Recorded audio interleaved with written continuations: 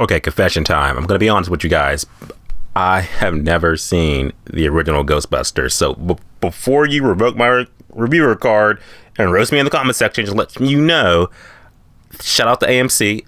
I just got done watching Ghostbusters Afterlife, and now I want to go back and watch the original one if I can find it. So win-win.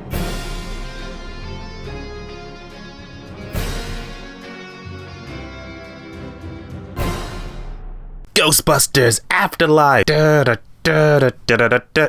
Or is it whatever? So Ghostbusters Afterlife is the newest Ghostbuster movie in the Ghostbuster franchise. It's the fourth movie overall. It's actually a direct sequel to the original Ghostbusters and Ghostbusters 2. It stars Carrie Coon, Finn Wolfhard from Stranger Things, my boy, and Paul Rudd, plus the original. Is it a spoiler to say that the cast of the original Ghostbusters is in this movie?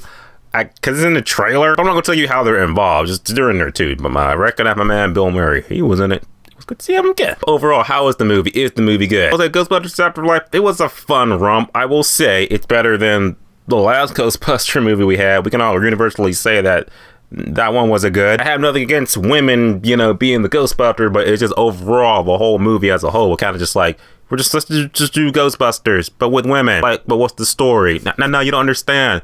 It's Ghostbusters with women. But what's the story? Ghostbusters with women. I mean, this one is a little bit better. This one actually had the story, actually had some good heart to it, good humor. It's a movie that actually it benefits me because, like I said, I never saw the original Ghostbusters, and this movie does treat it to like, yeah, the Ghostbusters kind of like, been forgotten about and shit. So this movie definitely a good like reminder that, hey, Ghostbusters was a classic.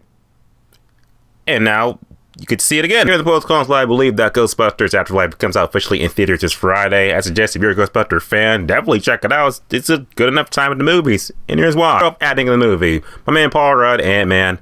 I love me the Paul Rudd. I love me the Rudd. I thought he was good in the movie too. I thought he brought a lot of nice, good humor, good heart to the movie too. Cause like I said, he is just about like, Ghostbusters, ghost shit.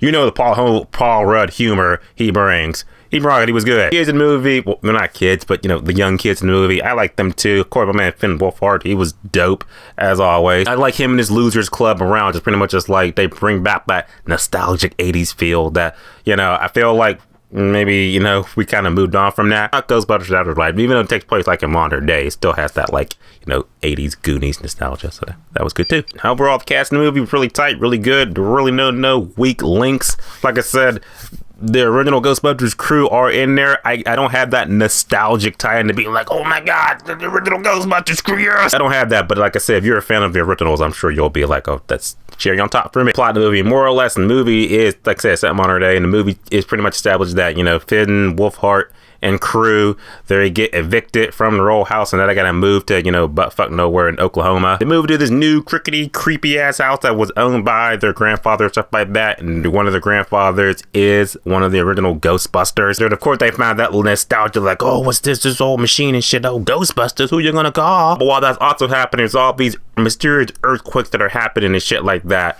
and more or less beneath this town is like the gates of hell, and now all these ghosts are coming out and shit. So who you gonna call to stop them? New Ghostbusters, Kid Busters. That's what you're gonna call the new generation of Ghostbusters is gonna just stop these ghosts and shit like that and just save the world. Pretty standard. First in the movie, like I said, visually, I like this a lot. The ghosts in the movie were really good, really creative, really different, really out there. I loved it. Visual effects in the movie were definitely really good. They were really believable too. Like even though it's CGI, it was still like good, clean CGI. We seen fake bullshit CGI. They were just like, what is this shit?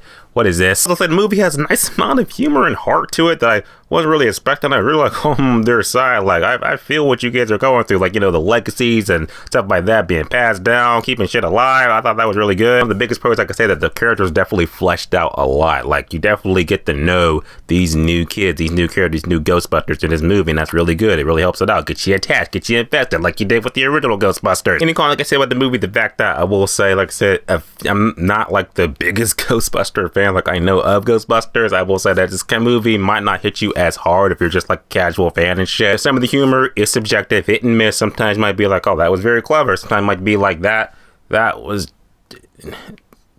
just cringe. There's a lot of nostalgia in this movie too. Like I said, like if you're a fan of the original Ghostbusters, that nostalgia is going to hit you right where it hits you at home. If you don't got the nostalgia glasses on, you're going to just be like, oh, this is just pandering. bullshit. Okay.